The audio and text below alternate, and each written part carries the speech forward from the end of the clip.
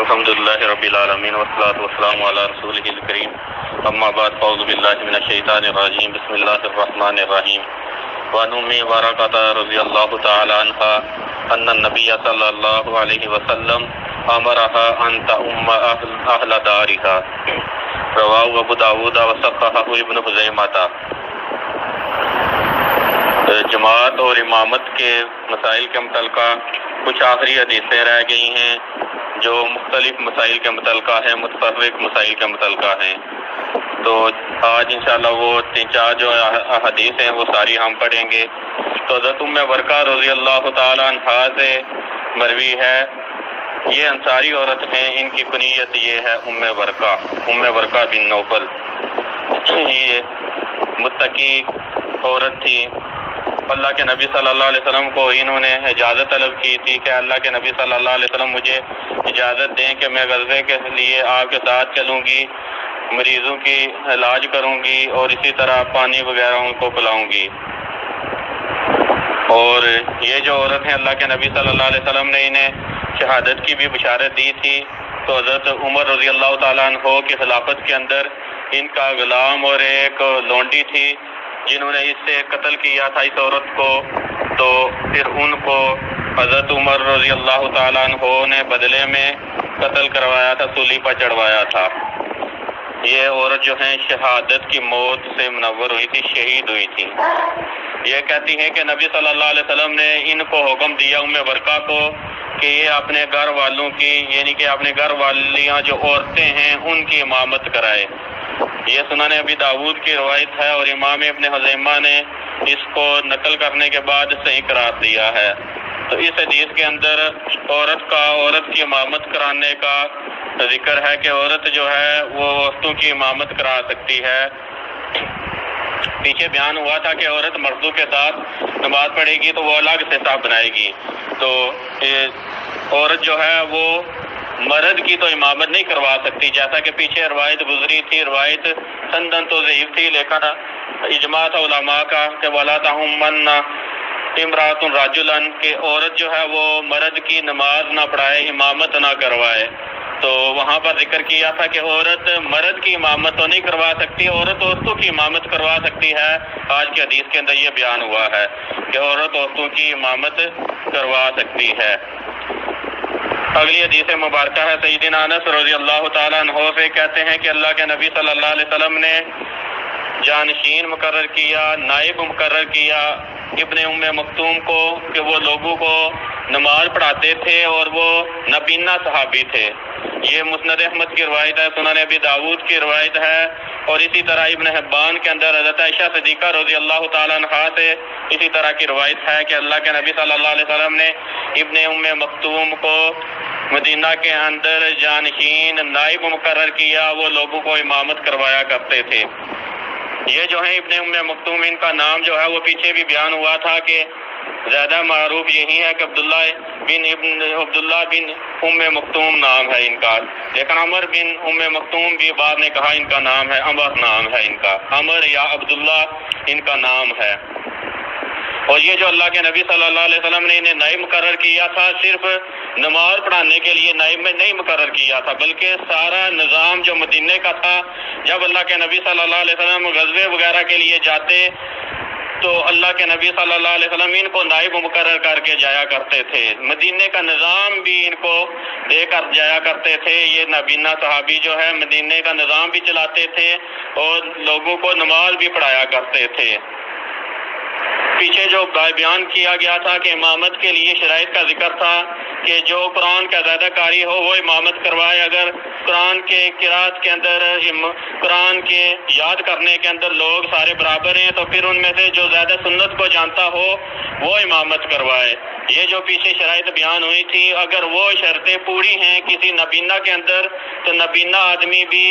امامت کروا سکتا ہے۔ بعض لوگ کہتے ہیں جی کہ نبینا نہیں کروا سکتا کیونکہ اسے قبلے کا نہیں پتہ چلتا، وقت کا نہیں پتہ چلتا، تو وہ اصل میں نبینا جو ہے اس کو لوگ بتا دیں گے۔ پہلی بات ہے کہ نبینا جو ایک دفعہ اس کو بتا دیا جائے تو وہ اپنے علاقے کے اندر پھر بھولتا نہیں ہے کہ کبھی بھی کہ قبلہ کس طرف ہے۔ اگر نہیں اسے پتہ چلے گا کسی ایسی جگہ پر ہے تو دوسرے بتا دیں گے مقتدی، اگر اس کے اندر اہلیت ہے، یہ چیزیں ہیں جو پیچھے شرائط بیان ہوئی تھی امامت کے لیے، اگر وہ ہیں تو نبینہ امام بن سکتا ہے، کوئی حرج کی بات نہیں ہے، جیسا کہ اللہ کے نبی صلی اللہ علیہ وسلم ابن ام مکتوم کو مدینہ کا نظام بھی دے کر جایا کرتے تھے، اور مدینہ کے اندر امامت کا نظام بھی دے کر جایا کرتے تھے کہ امام بھی بنتے تھے، وہ امامت کبریٰ و صغریٰ دونوں دے کر جایا کرتے تھے اللہ کے نبی صلی اللہ علیہ وسلم ان کو، ابن ام مکتوم کو۔ تو آگے حدیث مبارکہ ہے، حضرت عبداللہ بن عمر رضی اللہ تعالیٰ عنہما سے کہتے ہیں کہ رسول اللہ صلی اللہ علیہ وسلم نے فرمایا کہ تم اس کی نماز جنازہ پڑھ لو جو لا الہ الا اللہ پڑھتا ہے، جو لا الہ الا اللہ پڑھتا ہے اس کی نماز جنازہ پڑھ لو،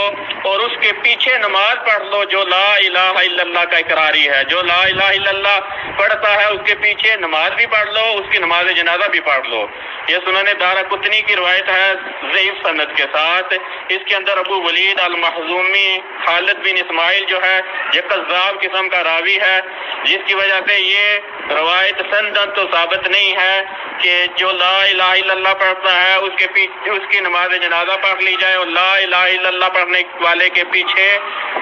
نماز بھی پڑھ لی جائے۔ یہ بات پیچھے گزر گئی تھی کہ جب وہ روایت آئی تھی کہ اللہ کے نبی صلی اللہ علیہ وسلم نے فرمایا کہ فاجر والا مومنن، کہ فاجر جو ہے وہ مومن کی امامت نہ کروائے، تو پیچھے بیان کیا گیا تھا کہ اگر ایسا فاسق ہے، فاجر و فاسق ایسا جو عملی طور پر ہے، جس کا عمل کے اندر فسق اور فجور پایا جاتا ہے، اصل میں فسق و فجور کہتے ہیں اللہ کے نبی صلی اللہ علیہ وسلم اور اللہ کی اطاعت سے نکل جانا، وہ چھوٹے سے چھوٹے کام والا بھی فسق کے اندر چلا جاتا، مثلا غیبت کرنا، جھوٹ بولنا، یہ فسق کے کام ہے سارے، داڑھی کو چھوڑنا، رکھنا، کاٹنا، یہ فسق کے سارے کام ہیں۔ لیکن ایسے افراد کے پیچھے نماز ہو جاتی ہے، امام اچھے سے اچھا تلاش کرنا چاہیے جس کے اندر فسق و فجور نہ ہو۔ ویسے ہر آدمی جو ہے آج کل کے زمانے کے اندر اگر دیکھا جائے تو کچھ نہ کچھ فسق و فجور پایا جاتا ہے ہر کسی کے اندر، جو پیچھے مقتدی ہوتے ہیں وہ امام کے اندر تو کیڑے بھرے نکالتے ہیں کہ فسق و فجور نہیں ہونا چاہیے، اپنی طرف وہ گربان کے اندر نہیں جھانکتے، اصل میں یہ مسئلہ ہوتا ہے۔ فسق و فجور والے کی امامت، عملی جو فسق و فجور جس کے اندر پایا جاتا ہے اس کی امامت درست ہے، لیکن ایسا جو مستقل فسق و فجور جس کے اندر پایا جاتا ہے، مثلا داڑھی کاٹنا فسق کا کام ہے، اگر ایسا آدمی جو داڑھی کاٹنے والا ہے تو اسے مستقل امام نہیں مقرر کیا جا سکتا، لیکن اگر کبھی پڑھا دے تو اس کے پیچھے نماز پڑھ لی جائے تو نماز درست ہے، نماز غلط نہیں ہے، نماز درست ہے۔ ہاں، جو عقیدے کے اندر فاسق ہے، فاجر ہے، اس کے پیچھے نماز نہیں ہوتی، جیسا کہ شیخ نے اشارتاً یہ بات کہی ہے، قبر کا جو پجاری ہے، قبر پرست جو ہے، اس کے پیچھے نماز نہیں ہوتی، یہ باتیں پیچھے گزر گئی تھیں۔ اور اسی طرح امام بخاری علیہ رحمہ کا بھی قول پیچھے گزر گیا تھا کہ جو صفات کا انکاری ہے، جو اللہ کی صفات کو نہیں مانتا، اور جو روافض ہیں، شیعہ ہیں، تو امام بخاری علیہ رحمہ کہتے ہیں کہ معتزلہ جو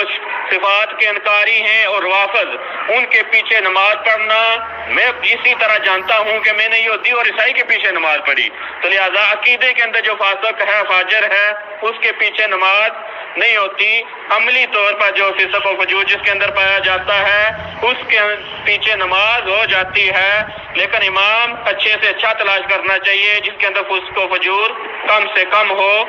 لیکن فسق و فجور والے کے پیچھے نماز ہو جاتی ہے، یہ راجح قول ہے۔ حضرت علی رضی اللہ تعالیٰ عنہ سے روایت مبارکہ ہے، کہتے ہیں کہ اللہ کے نبی صلی اللہ علیہ وسلم نے فرمایا کہ جب تم نماز کے لیے آؤ اور امام اگر کسی حالت میں ہے جو کچھ کر رہا ہے تو اسی طرح تم کرو جس طرح امام کر رہا ہے۔ یہ روایت ترمذی کے اندر آتی ہے۔ حافظ ابن حجر کہتے ہیں کہ اس روایت کی سند ضعیف ہے، تو اس روایت کے اندر حجاج بن اسطاط راوی ہے جو ضعیف قسم کا راوی ہے، تو امام ترمذی علیہ رحمہ اس سند کو ضعیف قرار دیتے ہیں، امام ترمذی بھی، لیکن ساتھ وہ خود کہتے ہیں کہ عمل اسی پر ہے۔ باقی روایات کا مفہوم لے کر ما ادرکتم فصلوا، یہ روایت جو ہے یہ صحیح ہے کہ جو تم پڑھ لو نماز وہ امام کے ساتھ پڑھ لو، تو ان روایات کے مفہوم سے مسئلہ یہ ثابت ہے کہ اگر نماز کے لیے کوئی آئے تو امام کو جس حالت میں پائے وہ امام کے ساتھ شریک ہو جائے، جو نماز رہ چکی ہو اس کو بعد میں پوری کر لے، یہ مسئلہ ثابت ہے۔ یہ روایت جو تھی وہ سند صحیح نہیں ہے، سندن ضعیف ہے، لیکن مسئلہ جو ہے باقی صحیح روایات کے ملانے کی وجہ سے یہ مفہوم اس روایت کا درست ہے کہ امام اگر کسی حالت میں ہے تو انتظار نہیں کرنا چاہیے کہ امام جو ہے وہ فارغ ہو کر دوسری حالت میں آئے تو پھر میں نماز میں شامل ہوں گا، نہیں، جس حالت میں بھی ہے اگر آتا ہے کوئی آدمی تو نماز کے اندر شامل ہو جائے، درست یہی ہے باقی روایات کے مفہوم کے اعتبار سے۔ باقی یہ جو بات ہے باب صلاۃ الجماع والامامہ کے جماعت اور امامت کے مسائل جو ہے وہ ختم ہو گیا ہے، اکثر مسائل جو ہیں وہ بیان ہو چکے ہیں۔ اگر کوئی ایسا مسئلہ ہو جو بیان نہیں ہوا ہو تو وہ آپ پوچھ لیں تو انشاءاللہ وہ واضح کر دیں گے۔ اس کے بعد جو ہے کل سے ہم مسافر کی نماز اور مریض کی نماز، مسافر اور مریض کی نماز کا بیان جو ہے یہ شروع کریں گے کہ مسافر اور مریض کے لیے شریعت کے اندر نماز کی کیا رخصتیں ہیں، کیا بیان ہے۔ واستغفر اللہ لی ولکم ولسائر المسلمین والمسلمات، وآخر دعوانا ان الحمد للہ رب العالمین۔